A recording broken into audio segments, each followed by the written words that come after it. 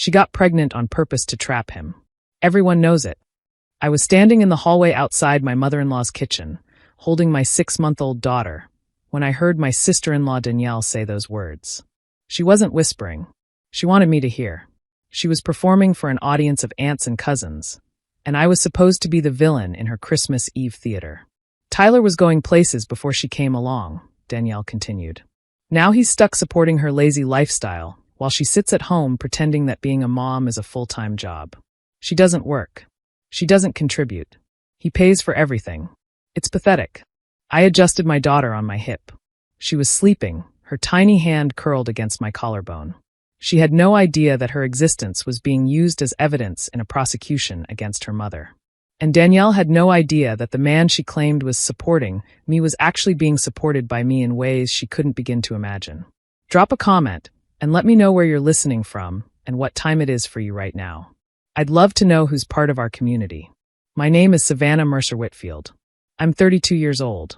I have an MBA from Wharton, a law degree I never used, and a trust fund I've never touched. What I do have, and what nobody in Tyler's family knows, is a 51% ownership stake in Mercer Industrial Supply, a logistics and manufacturing company my grandfather founded in 1962. It currently employs 2,400 people across 6 states and generates approximately $180 million in annual revenue. Tyler works there. He's a regional sales manager. He makes $142,000 a year plus bonuses. He thinks he got the job because of his impressive interview and his business degree from a mid-tier state school. He got the job because I asked my father to hire him. When Tyler and I met 4 years ago, he was working at a struggling startup that was 3 months from bankruptcy. He was talented, ambitious, and drowning. I saw potential in him. More importantly, I loved him. So when the startup folded and he was devastated, I quietly mentioned to my father that there might be a good candidate worth interviewing. My father, ever the businessman, made Tyler earn the position. The interview process was rigorous. The first year was probationary, but Tyler rose to the occasion. He worked hard. He proved himself. And eventually, he became one of the company's top performers. He just never knew who owned the company he worked for. I didn't tell him because I didn't want our relationship to be about money. I had dated men before who changed the moment they found out about my family's wealth. They either became intimidated and resentful, or they became calculating and greedy. Tyler was neither. He loved me when he thought I was just a consultant who worked from home. He proposed with a ring he saved for 8 months to buy. He cried when our daughter was born. I kept my family's business separate because I wanted to protect what we had. I wanted to know he chose me, not my net worth. But standing in that hallway, listening to Danielle tell a roomful of people that I was a gold-digging trap artist who contributed nothing to my marriage, I realized that my silence had created a vacuum, and Danielle had filled it with poison. I walked into the kitchen. The conversation stopped like someone had hit pause on a recording. 6 faces turned toward me. Danielle's smirk didn't falter. She was bold. I'll give her that. Savannah, she said sweetly. We were just talking about how lucky Tyler is to have such a devoted wife. I heard, I said. You have a very clear understanding of our marriage. Incorrect, but clear. Her eyes narrowed. I'm just saying what everyone's thinking. Tyler had dreams before you came along. He was going to start his own business. Now he's working some corporate job to pay for your organic groceries and your yoga classes while you play stay-at-home mom. That corporate job, I said calmly, is at Mercer Industrial Supply. So that's my family's company. My grandfather founded it. My father is the CEO, and I'm the majority shareholder. The silence in the kitchen was so complete I could hear the clock ticking in the living room. One of the aunts set down her wine glass. A cousin covered her mouth. Danielle's smirk dissolved into confusion, then disbelief, then something that looked almost like fear. That's not true, she stammered. Tyler would have told us. Tyler doesn't know, I said. I never told him. I wanted our relationship to be about who we are, not what I have. But since you're so concerned about who supports whom, let me be clear.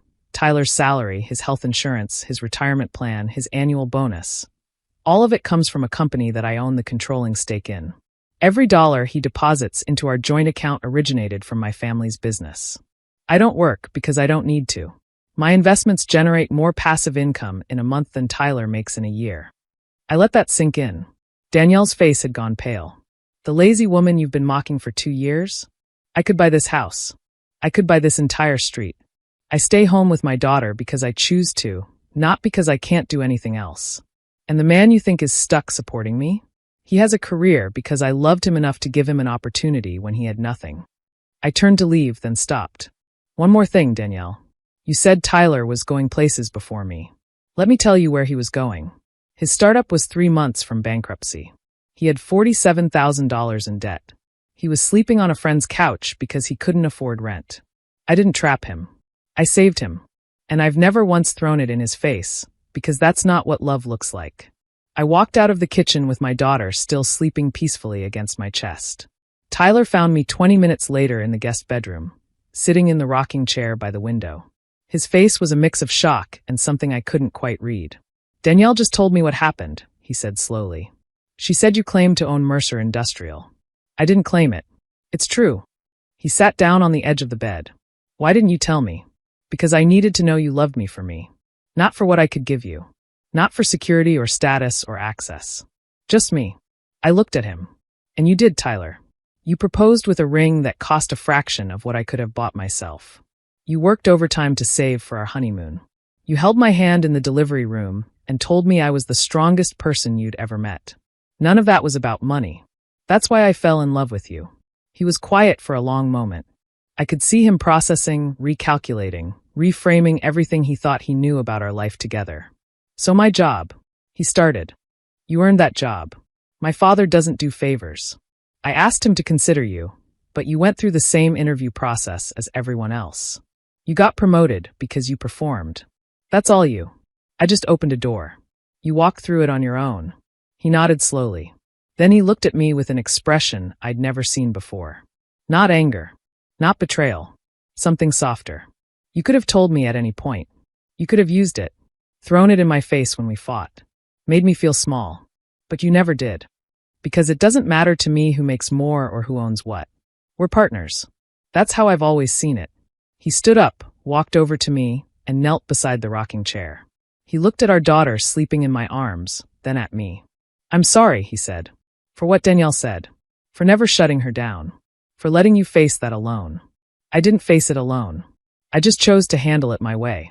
What happens now? I took a breath. This was the part one had been thinking about since I walked out of that kitchen. Danielle has spent 2 years poisoning your family against me. She's told them I'm a gold digger, a trap artist, a lazy freeloader. She's done it at dinners, at holidays, behind my back and to my face. Tonight was just the loudest version. I've ignored it because I thought it didn't matter. But it does matter, Tyler. Because our daughter is going to grow up hearing those whispers. She's going to learn that her mother is someone to be mocked. I looked him directly in the eyes. I need you to make a choice. Either Danielle apologizes, publicly, to your entire family for every lie she's told, or she's out of our lives. Completely. No holidays. No birthdays. No casual dinners. She doesn't get to tear me down for years and then pretend nothing happened just because she got caught. Tyler didn't hesitate. I'll talk to her tomorrow. No, I said. Tonight.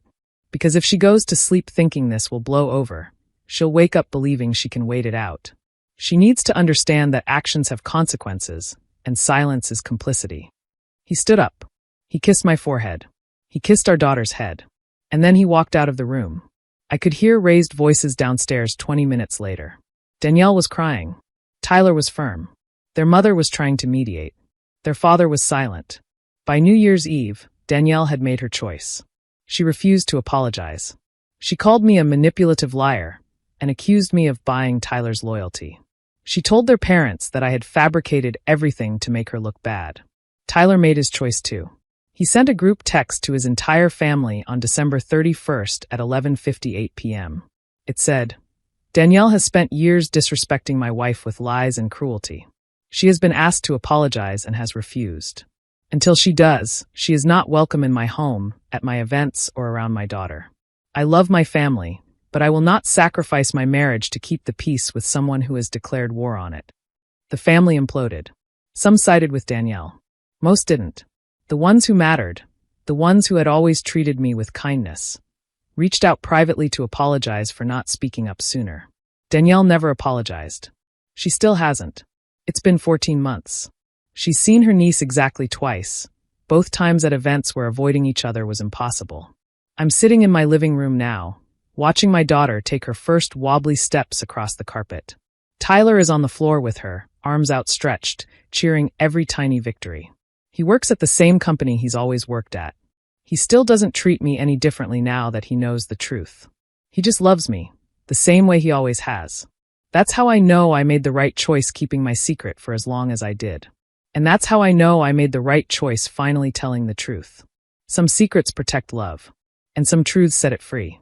If you've ever had to stand up for yourself when no one else would, hit that like button and share this story. And remember, the people who mock you for being quiet might just be standing on ground you built.